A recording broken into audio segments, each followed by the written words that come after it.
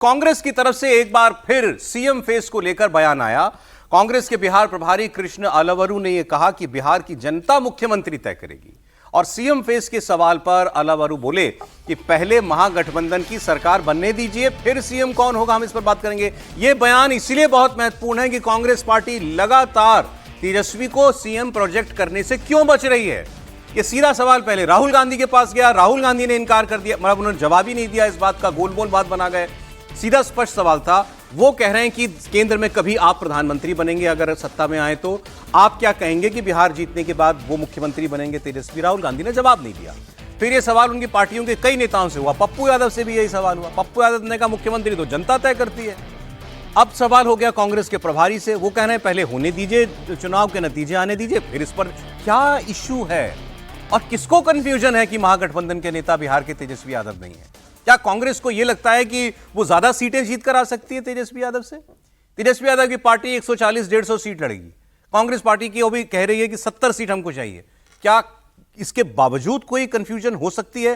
फिर क्या वजह है कि बार बार कांग्रेस इस सवाल से बचती है? अब फिलहाल आप ये ताजा मामला सुनिए। मुख्यमंत्री चेहरा बिहार का है और बिहार की जनता तय करेगी। आप रुक के देखिए, आप हड़बड़ी की में क्यों हैं? चिंता मत करिए, सब कुछ ठीक चल रहा है। सीट शेयरिंग पे बातचीत अच्छी तरह चल रही है और हर बैठक में ज़्यादा से ज़्यादा सीट क्लियर करने का प्रयास हो रहा है। हम संतुष्ट हैं और मुझे लगता है कि आने वाले दिनों में इस पर अच्छी प्रोग्रेस दिखेगी। मुख्यमंत्री बनेंगे अगर इंडिया लाइसेंस सरकार? आप पहले सरकार बनाइए। मैं सीरियसली इस सवाल को समझना चाह रहा हूं आप लोगों से, त्रिपाठी जी, क्या कोई स्ट्रैटेजी है? ये तय हुआ है कांग्रेस में कि हमें तेजस्वी को सीएम फेस नहीं बताना है, तो क्यों? देखिए, कांग्रेस पार्टी के भीतर एक बड़ा वर्ग है जो ये मानता है कि आप हमेशा बहुत एकदम आत्मसमर्पण की मुद्रा में रहते हैं।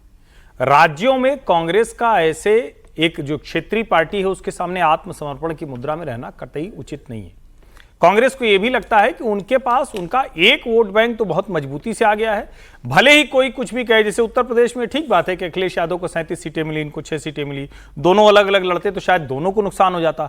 लेकिन यह भी सच है कि जो मुस्लिम कॉन्स्टिट्यूएंसी है उसका सबसे बड़ा नेता आज देश में कोई है तो राहुल गांधी। संघ से लड़ रहे हैं, नरेंद्र मोदी से लड़ रहे हैं, उनके हिसाब से कहें तो सारी ताकतों से वो ही लड़ रहे हैं और तो कोई लड़ता दिखता नहीं।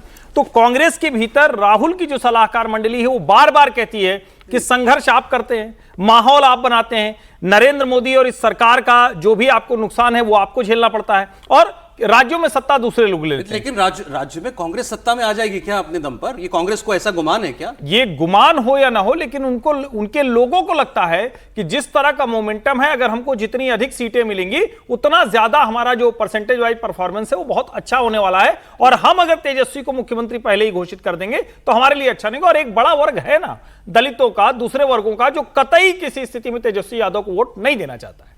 लेकिन देर सवेर इनको मानना तो पड़ेगा ना इस बात पर। नहीं, मुख्यमंत्री पर तो नंबर आने के बाद मान जाएंगे अगर स्थिति बनेगी। नहीं हो तो चुनाव तक ये ऐसे ही गोलमोल मुझे लगता नहीं। जो अभी की राहुल कांग्रेस की स्थिति है उसमें कतई वो तेजस्वी को नहीं मानने जा रहे हैं। और उनके मन में एक और चीज है कि सरकार फिर से एनडीए की बनने जा रही है, हम विपक्ष में रहेंगे और अगली सरकार हम बनाएंगे। ये कांग्रेस माने बैठी है कि हम कांग्रेस से मानती, उनको पता है, उनको लगता है कि ये चुनाव हम नहीं जीतने जा रहे हैं। और उसके पीछे वहां का जो कास्ट इक्वेशन है, सोशल इक्वेशन है, उसको अगर आप देखिए तो उसकी वजह से दो खबर मैं आपको देता हूं, बाकी आपको समीर जी देंगे। एक तो यह कि सीट शेयरिंग को लेकर के बताया जा रहा है, दिल्ली में एक बैठक हुई बिहार को लेकर के और उसमें यह कहा गया कि 70 सीट पर ये हमारा फाइनल है, 70 से कम हम नहीं लड़ेंगे। पिछली बार भी 70 ही लड़े थे, 19 जीते थे, 4 सीटों पर जमानत जब्त हुई थी कांग्रेस पार्टी की। लेकिन उनको ये लगता है कि हमको 70 तो हम डिजर्व करते हैं। और राहुल गांधी की यात्रा ने हमारा बहुत माहौल बना दिया है, कांग्रेस का माहौल एक बार फिर से बिहार में खड़ा कर दिया है। इसलिए अब हमको और मजबूती के साथ डिमांड करना चाहिए सीटों को लेकर। दूसरी खबर यह है, ये यात्रा जो हुई वोटर अधिकार यात्रा, ये राहुल गांधी की यात्रा थी। इसमें दूसरे अब आप कहिए कि सहयोगी की भूमिका में तेजस्वी यादव थे। अब तेजस्वी यादव अपनी एक अलग यात्रा पर निकल सकते हैं बिहार के अंदर, जो शुद्ध आरजेडी की यात्रा होगी। अब उसका भी ये माना जा रहा है कि अब वो, क्योंकि बिहार के अंदर राहुल गांधी 16 दिन में मेला लूट ले गए, तो अब तेजस्वी यादव को लग रहा है कि हमें अब ये बताना पड़ेगा कि हम हैं हम बड़ी पार्टी हैं, हम बड़े भाई हैं बिहार के अंदर, कांग्रेस पार्टी नहीं है। समीर जी, निश्चित रूप से कल 9 सितंबर को राहुल गांधी की अध्यक्षता में, मतलब राहुल गांधी ने जो बैठक की थी बिहार के नेताओं के अंदर के साथ, उसमें बिहार के जो प्रभारी थे कृष्णा अल्लवरू थे, वहाँ पर बिहार कांग्रेस के अध्यक्ष राजेश राम थे, वहाँ पर पप्पू यादव बैठक में थे। उस बैठक में उनके जो मदन मोहन झा विधान परिषद के जो नेता है कांग्रेस के, वो थे, विधायक दल के नेता थे। और इस बैठक में राहुल गांधी ने बहुत स्पष्ट कहा है कि भाई तेजस्वी यादव को फिलहाल मुख्यमंत्री की घोषणा हम नहीं करेंगे, हम अभी संयुक्त रूप से चुनाव लड़ेंगे और चुनाव के बाद तय करेंगे कि मुख्यमंत्री का चेहरा क्या होगा। ये फैसला राहुल गांधी ने कल बोल दिया, अपने प्रभारी को बोला, राज्य के प्रदेश अध्यक्ष को बुलाया, तमाम नेताओं को बोला, पप्पू यादव भी उस बैठक में थे कि कोई भी तेजस्वी यादव को मुख्यमंत्री के रूप में घोषित नहीं करेगा। अब राहुल गांधी की इसके पीछे क्या रणनीति है? दूसरी रणनीति राहुल गांधी ने जो तय की है वो ये कहा है कि भाई 70 सीटों पर हम चुनाव लड़ने की तैयारी कर रहे हैं, लेकिन 63 सीटों से हम कम नहीं मानेंगे। तो 63 सीटों का जो गणित राहुल गांधी ने बताया या कांग्रेस मान के चल रही है, उसमें यह है कि 19 सीटें तो वो लोकसभा 2020 के विधानसभा में जीते थे और 44 सीटें ऐसी थी जहां पे वो रनर अप, सेकंड नंबर रहे थे। तो उनका कहना है कि 44 सीटें वो और 19 सीटें ये मिलाकर 63 सीटें होती है। तो 63 के नीचे हम किसी स्थिति में नहीं आने वाले, जबकि लालू प्रसाद यादव और आरजेडी ने 55 सीटों का इनको ऑफर दिया है। दूसरा कांग्रेस का यह कहना है कि भाई अगर 2019 का लोकसभा चुनाव अगर हम देखते हैं तो 2019 के लोकसभा चुनाव में बिहार से हमको एक सांसद कांग्रेस जीती थी, उसके बाद भी 2020 के लोकसभा विधानसभा चुनाव में हमने 70 सीटें लड़ी थी। अब 2025 के लोकसभा में हमारे पास 4 सांसद है, पप्पू यादव को मिला के 3 हमारे और पप्पू यादव हमारे सांसद है।